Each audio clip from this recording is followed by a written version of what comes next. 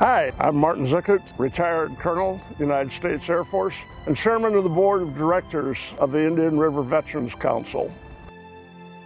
We're here today in Veterans Memorial Island Sanctuary in Vero Beach, Florida.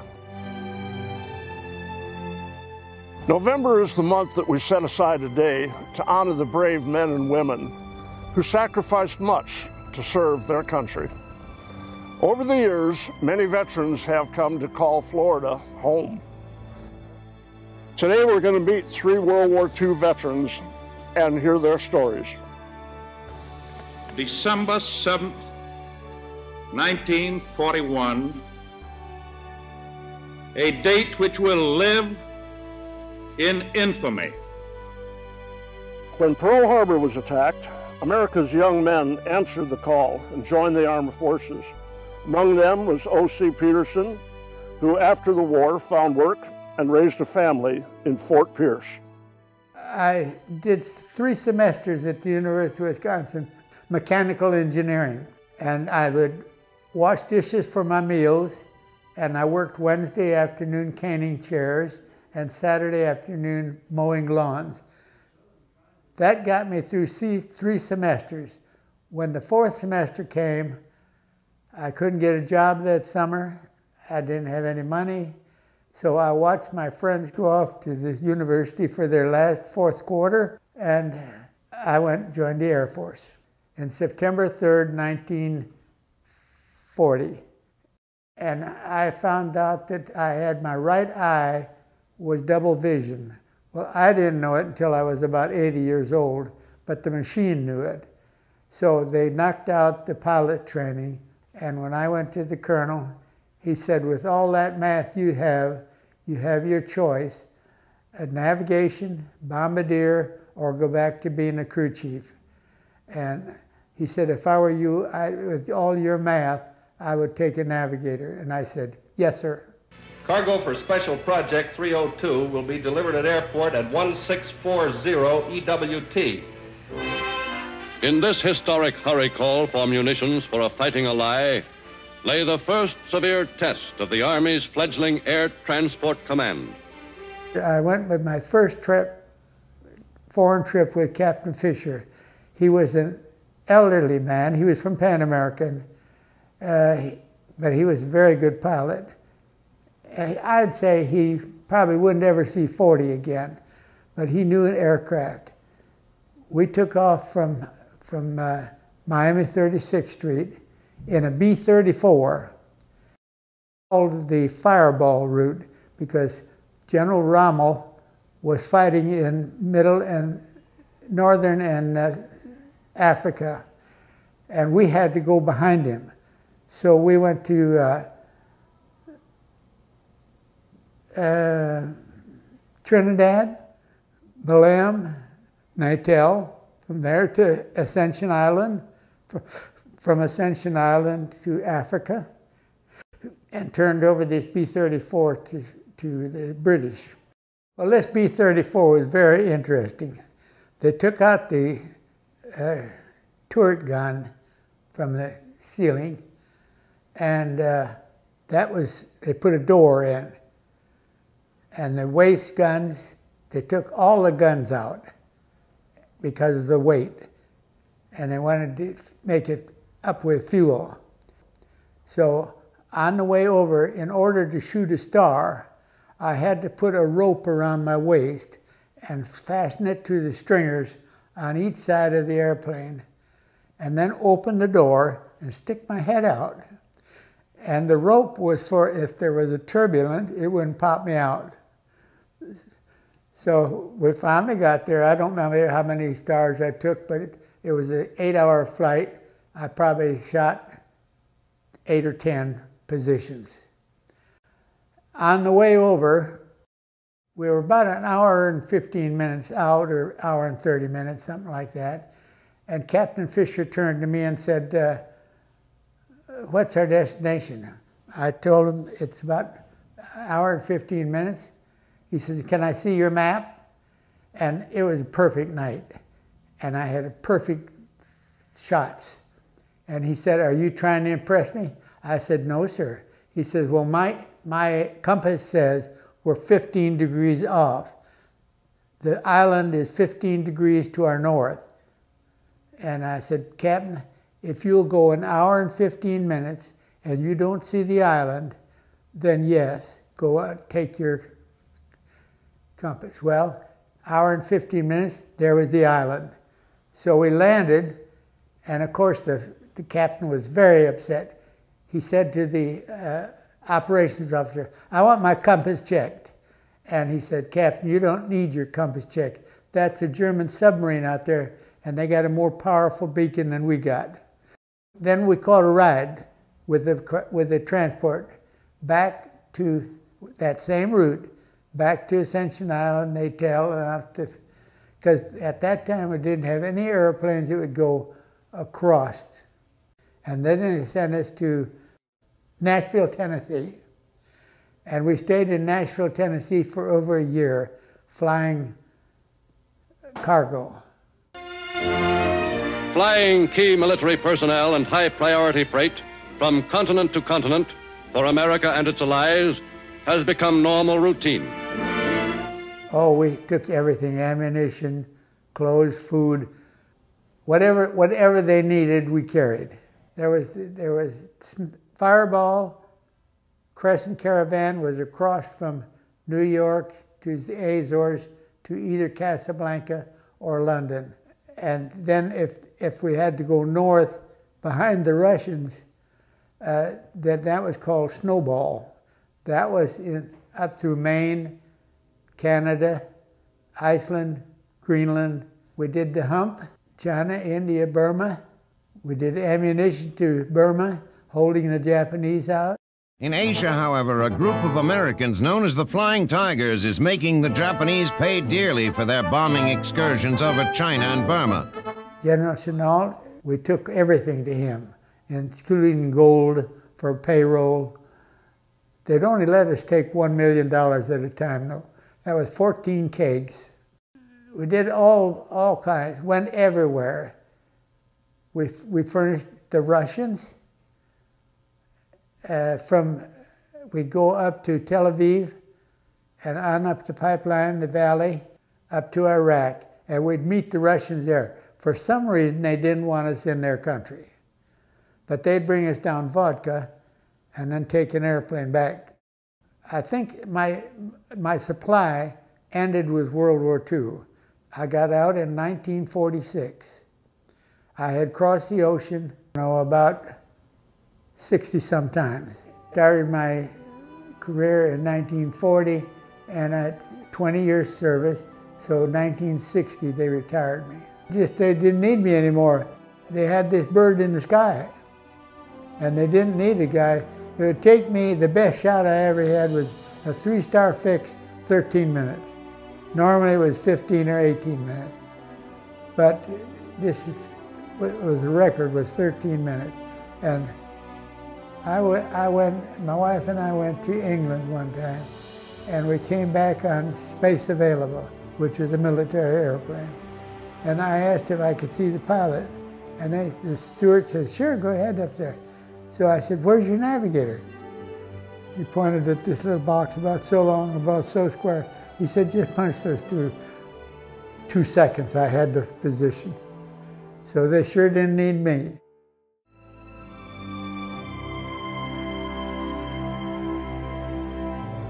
Our naval barrage blasted away at all Jap installations. On the success of this barrage depended the fate of our Marine divisions. In the Pacific, it was the Marines who took the fight to the Japanese. Hopping from one island to the next, they forged an enduring legacy that is still honored today. Don Tusert from Barefoot Bay was one of those Marines and was wounded on the beach at Iwo Jima. So I knew I was going to be drafted. So I wanted to pick my own outfit. I picked Marine Corps.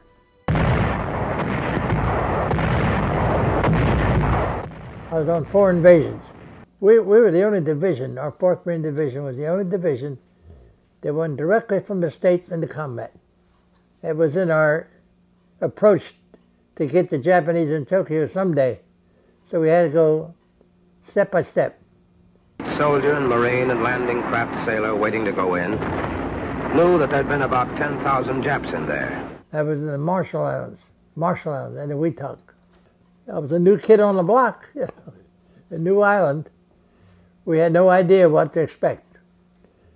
But they found out we were getting hit pretty good from a sniper. And the sniper was in front of us up in the palm tree. That's where they found him. So they blew the palm tree away. Then we went back by ship, back to Maui, Hawaii. Did training, more training.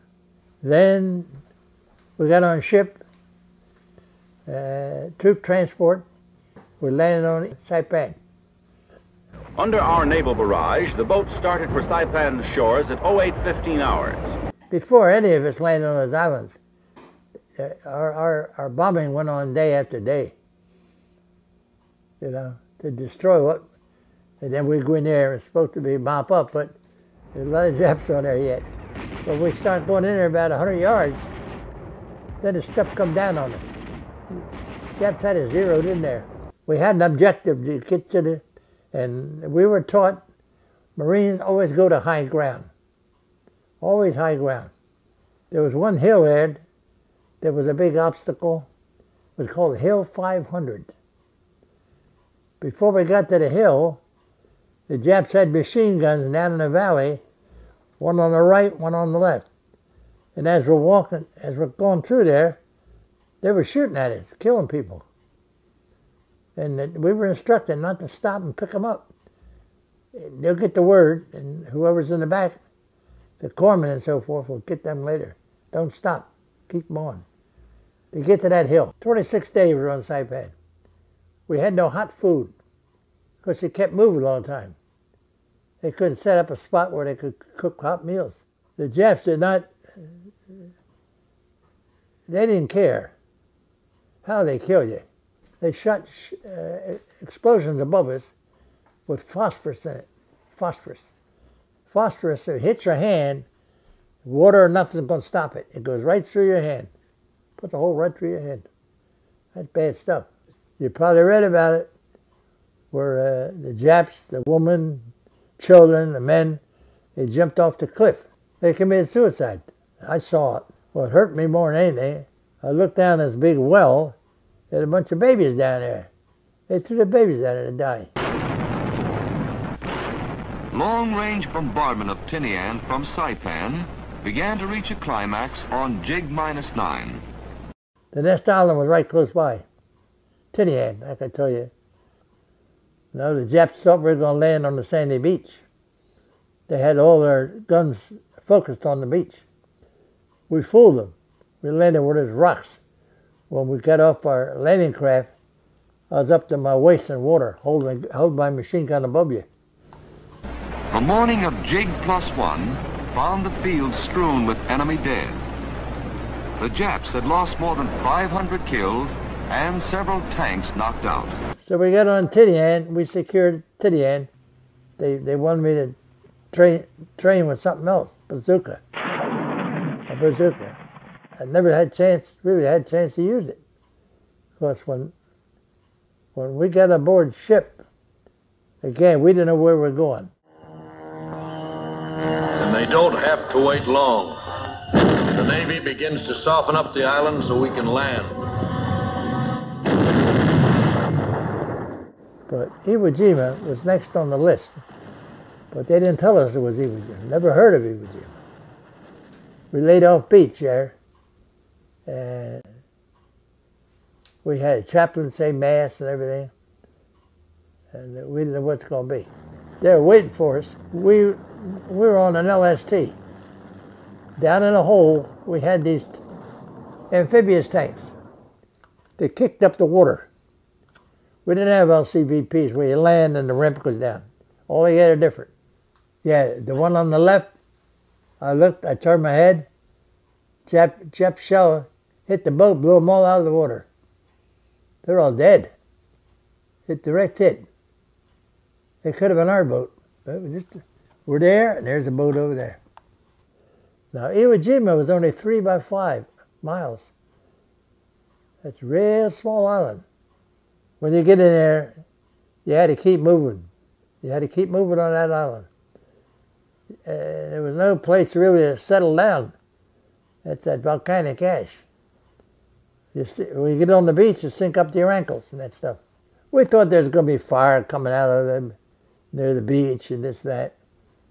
We didn't know what to expect. We lost a lot of men. 6,000 men killed on that 3x5 island, and over 16,000 wounded. I got hit on day one. That's as far as I could go, went up about maybe 100 yards. And my buddy on the right and a buddy on the left, we stopped and knelt down there. And as we did, a shell come in, blew up in front of us. It took my buddy's legs off on the right of me. He died. He died later. Blew his legs off. My buddy on the left of me, he got a half a tongue, no jaw. And I'm in the middle, and my arm was broke. I reached for it, it was behind me. I thought it was gone. It wasn't blown off. But I got hit 2 parts of the arm. I can't touch my shoulder. Loaded with shrapnel. So I knew I got to get out of there. You know? So I crawled back to the beach. When I crawled back to the beach, they had a Jap machine gunner shooting right in front of us. If I went faster, he'd have cut me right in half. But thank God somebody got that machine gunner. Now I'm back on the beach. They give me 2 shots of morphine. That's all I give you. The corpsman. And a Navy guy picks me up to put me aboard his LCVP to take me to the hospital ship. Hospital ship laid offshore. So, he picked me up and they killed him. Now he drops me in the ocean. Another sailor on that boat got a hold of me and put me aboard the boat. Thank God. Well, the boat, I say, was close to shore. So, aboard the hospital ship, I'll make a comment. Them doctors and nurses, they worked around the clock. Oh, the wounded coming there. So many wounded. Boatloads of guys were wounded. So the doctor operated on my right leg, and it's in my records. He would have done better with a stump. In other words, they're going to cut my leg off. But they saved the leg. Well, by saving it, it left me with a drop foot. I can't stand on my heel, because right now I had peripheral and sciatic nerve damage. From the hospital ship, I went back to Saipan. They took me back to Saipan. They had a hospital, a Quonset hut type hospital, you know, small operation. They checked you all over again, and they had to reset the arm. It was crooked. There's a lot of damage to that arm. From there, I went by boat to Naval Hospital, Pearl Harbor Naval Hospital. They check you all over again, do what they got to do. I had over 100 shots of penicillin. That's a lot of penicillin. I wasn't there National O'Neill when they raised the flag. There was 2 flag raises. A lot of controversy over that. But the first one wasn't the right thing. It didn't look right. The second one, shot by photographer Rosenthal. It looked good to President Truman. He thought that would really be helpful to go to stop this war.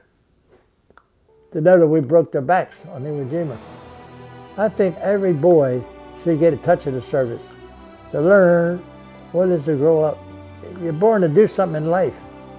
God brought you here and make something of yourself. If I wasn't wounded, I'd have stayed in. And it's hard to make a rank in the Marine Corps. I made sergeant. That's really tough to make. PFC, and then goes to corporal, and then sergeant. But that's proud. That's proud of the Corps. In fact, if I didn't get hit, like I said, I'd have stayed in. Semper Fidelis. It's forever faithful.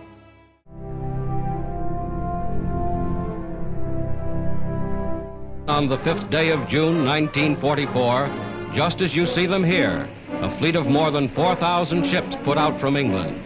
This was D-Day, 4th anniversary of the Battle of Dunkirk, and the Allied armies were striking back. D-Day marked a turning point in the war on Europe, and the fledgling American Air Force played a major part in the invasion. Vero Beach resident Jim Cady was a B-24 bombardier who flew many bombing sorties over Italy before he became part of that historic invasion. I was drafted 3 weeks before Pearl Harbor. My name is Jim Cady. I was born in Peoria, Illinois, October 5, 1917. Most of my younger years were spent in Peoria, Illinois. I graduated from a grade in high school there. So I was in Camp Croft, South Carolina when the war broke out. Well, after 13 weeks, I went through a little maneuvers they had there, and I decided if I was going to fight this war, I wanted someplace to ride. So I didn't care if it was a Jeep or a tank or truck or something. And so they happened to have some, on the bulletin board, that some examinations for Air Force cadets. Become a member of the Army Air Corps and take to the skies for a flying punch at the Axis.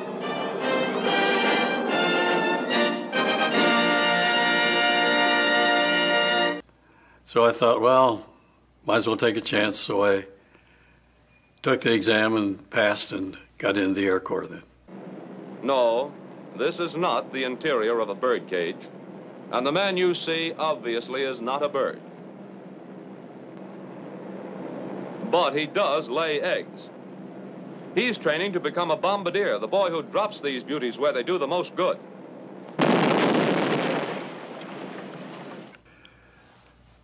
Well, from the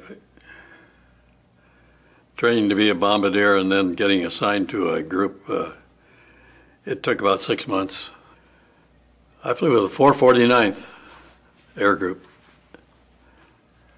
In combat, you flew at about 18 to 20,000 feet, and the temperature was about 50 below. Never flew any night missions, although we flew, you take off maybe early in the morning, but all my missions were day missions. Sometimes it'd be 4 hours, depending on where it was, and other times I've flown 8 hours. Well, most of them, I flew 21 missions in Italy, and most of them were up and down the Italian peninsula there. And, a couple of missions, long ones we flew to Regensburg in Germany, and Steyr in Austria, and Wiener Neustadt in Austria, and then we flew to Budapest and flew to Sofia in Bulgaria. And then my pilot went on a mission to explain to a new crew what it was like to be in combat, and he was shot down. So then you're given off to another crew and to various crews, and you just weren't with the same one all the time. And for some reason, they decided they wanted to send a crew from Italy to the 8th Air Force and someone from the 8th Air Force to Italy to see how the different places operated. And so I was chosen, and they got a motley crew together, and we flew to England, and then we were in the 8th Air Force. Soldiers, sailors, and airmen of the Allied Expeditionary Force, you are about to embark upon the great crusade toward which we have striven these many months. The eyes of the world are upon you. Yes, they got us up about 2:30 in the morning, and we went down to the briefing room. We had no idea it was D-Day till we got down there, and then they told us. And we were to bomb a bridge ahead of the landing group, and so we took off, and we flew over the almost alongside of the invasion people there, and we saw all the planes and all the boats in the water, and never saw so many airplanes and boats in my life. And we bombed a bridge ahead of the troops. Having seen the invasion, I really wanted to ever go to the beach there, and I went to the beach. And I was really stunned, and you could just imagine those guys getting off of those Higgins boats with all their gear and everything and trying to come in the 300-400 yards with the Germans shooting at them. No place to hide. It's just absolute beach. There wasn't even a bloody grass there for them to get behind. And those guys that did that, I can never thank them enough. And especially when you go up into the cemetery there, they said something about that there's 8,300 crosses there. When you step onto that cemetery, it just something happens. You step out there and you just can hardly believe it. Boy, I'll tell you, we lost a whole generation and then some, man. Talk about the greatest generation. They were it. I'll tell you, when you first get in the service, you have all kinds of high ideals and all this sort of thing and what you're going to do and so forth. But, you know, most of those young guys who were in there were 18, 19, 20, 21-year-olds. And just all, I don't know, building up to going into service. And you grow up from a boy to a man the first time that bullet whizzes by your ear. And when you discover that people or somebody's trying to kill you, and they can tell you all about it, but until you go through that experience, you never know really what combat and war is all about. You can read about it, you can see it in the movies, people can talk about it, but until you experience it. And my hat's off to all those veterans. I don't care what war they were in, Vietnam, Korea, the ones over in Afghanistan and Iraq. My hat's off to them. God bless them. Jim Cady and John Tussert left the service shortly after the end of the war, but O.C. Peterson stayed in the reserves and helped fly supplies into Berlin during the Berlin airlift. We owe these and every veteran our heartfelt thanks. And thank you for watching and supporting our troops.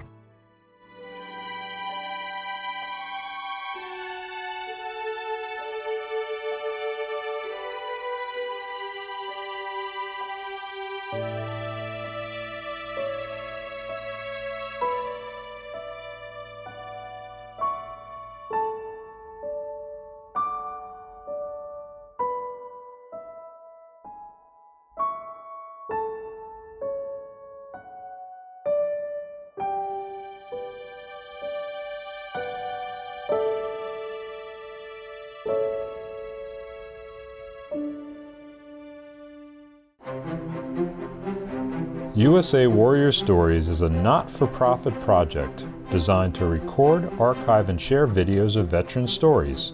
To learn more, visit our website, usawarriorstories.org. If you are a veteran who would like their story added to our archive, email us at info@usawarriorstories.org. And if you've enjoyed our stories, please consider making a tax-deductible donation. Thank you.